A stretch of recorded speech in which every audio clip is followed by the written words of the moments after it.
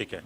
So Abhishek has made the lecture very easy, starting from history and all how this progress and how this works. So I'll start directly with my first case.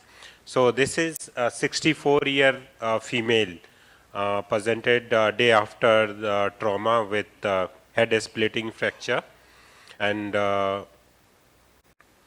this was the axillary view, and this is the CT of this patient. And usually after seeing this head splitting fracture, things comes into our mind whether this head will survive after synthesis or not.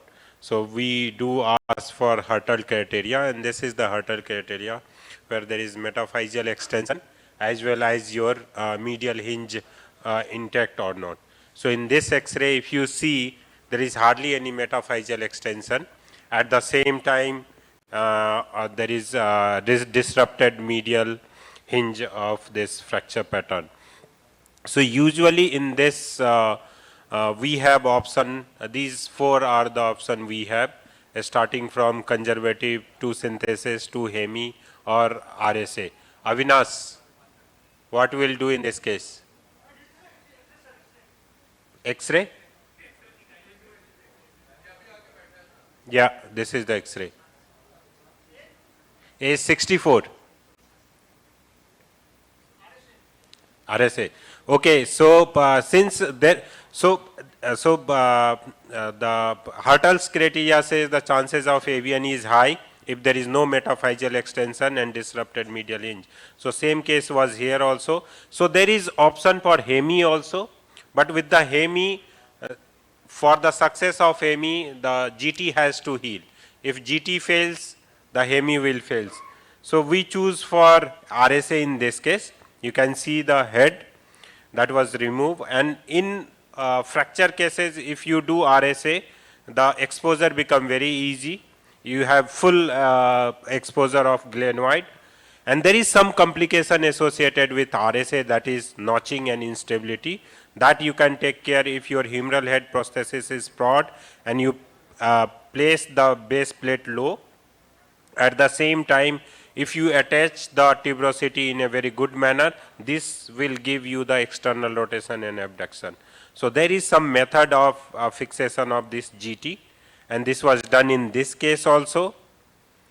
So this was the immediate post-op. You can see the level of GT and the position is exactly the same what it should be.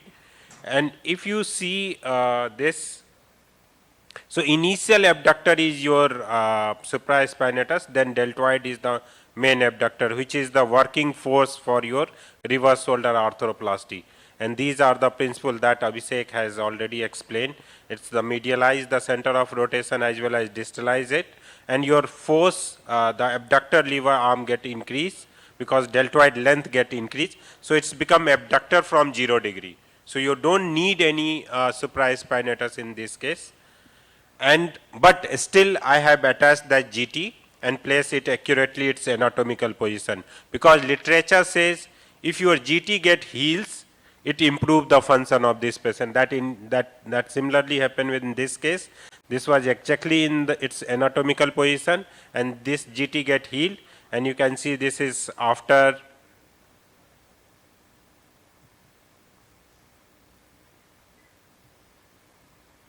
the 2 months of this surgery only. So this much of abduction patient is having.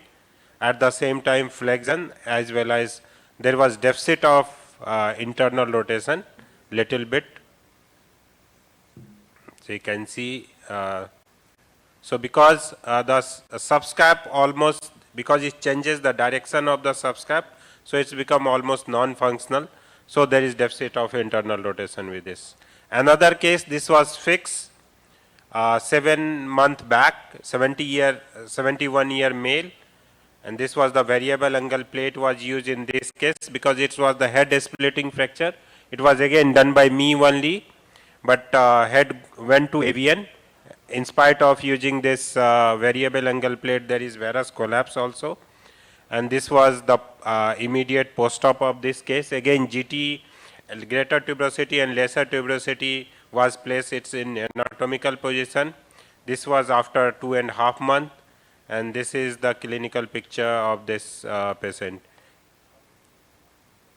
So literature says if you are doing this reverse shoulder in operated failed proximal humerus fracture, the range of motion and functional score is little bit lower if you are doing in primary proximal humerus fracture. In this case, there was no restrictions, there was no limitation for internal rotations. The power was same, so that was good because LT has healed its position in a very good way. So this was another case. This was with the dislocation with proximal humerus fracture. In this catch, there was the fracture of the glenoid also. So many a time you have to evaluate the CT because with the fracture of glenoid, if you do the hemi, the chances of dislocation become much more high in comparison to reverse. So again, reverse was done in this case. This was after 2 weeks only at the time of suture removal, and this was this was at the time of suture removal only. So this case, this was my first reverse shoulder that was operated in 2017 only for non-union proximal humerus fracture only. Again, the lady was 71. And this was that time this implant was this evolutus one with fracture platform I used in this case, and she came back in 2022 for this. There was some lytic lesion in the head of this near here, you can see, and there was the pain here. We asked for the PET scan, but nothing came on. She still has intermittent pain there at the interval of 1 or 2 months, but she is doing fine. The GT has migrated, GT has not healed at its position, but functionally she is still doing fine. So if you compare hemi and reverse, literature says short and intermediate term, the RSA is better, but still in young patient you have to choose your implant very selectively. Another meta-analysis again says in proximal humerus fracture, RSA is better in comparison to hemi. Another study, it say RSA is a reliable treatment in elderly population. So with all these, I am inviting you all for 34th COE. The theme is the fracture around the knee joint, and date is 28th to 29th December. Registration link has already opened. Thank you. Any questions? Excellent talk, Dr. Arvind Gupta. So, any question from audience? Avinash.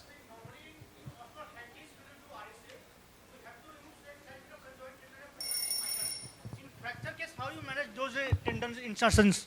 The conjoint tendon, patellis minor, the subscaps, यहाँ तो उखड़ा हुआ होगा पहले से.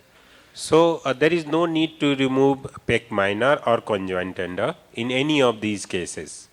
So you just do follow the deltopectoral approach if you are doing by deltopectoral or deltoid splitting. There is advantage of deltopectoral and there is some disadvantage, and the deltoid splitting having some advantage. In deltopectoral, you have little bit problem with the exposure in the posterior part.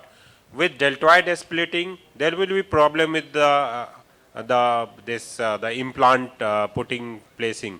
So, but you don't need to cut the pec minor or conjoint tendon, not at all. But in deltopectoral approach, we have to remove a bit of pec minor to get exposure. Otherwise, it's just difficult to. Pec minor on the medial side of the coracoid, yes. So you don't need to go there. No, humeral side. Pec major, you mean to say yeah, that? Yeah, major. Pec major? Yes, yes. No need to release the pec major. Not at all. You just need to. Upper 1/3 we have to remove generally. You just.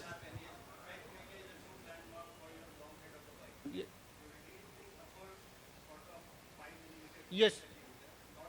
Yeah, not hard. Why, Abhishek? Why do you want to release it? Normally, I find it a good landmark for the long head of the bicep. What I do is then at that point I do a sub pec long head of the biceps stenodesis, cut the upper half, use it as a guide, enter the joint, and then remove the labrum along with it. So let me attached to the anterior and posterior. So let me explain this. Anyway, you are going to cut the subscap. As you cut the subscap, long head of biceps will be in front of you. No need to cut the pec major. Sometimes it's difficult. Maybe not for Maybe. you, but for Okay. me. Dr. Arvind, he told the deltoid splitting, but it gives very limited space to go there. Yeah, of course. But I learned this reverse shoulder in deltoid splitting only at Germany center. That time they don't do by deltopectoral. Just they. So deltoid is a very big structure. You take the anterior 1/3, not the complete deltoid splitting in the lateral approach. It was anterior 1/3 and rest the posterior 2/3. Yeah, so it's basically protect your axillary nerve also. At the same time, you can increase your exposure also. So, thank you. Dr. Arvind. Thank you, sir. Next speaker is Dr. Biplab.